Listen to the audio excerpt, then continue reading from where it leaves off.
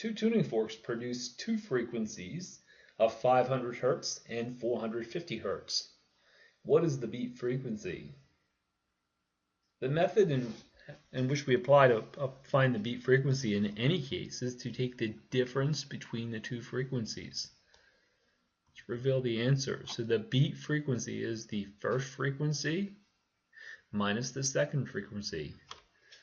That first frequency, which they defined as F1, is 500 Hz. The second frequency is F2, is 450. That means the beat frequency will be 50 Hz.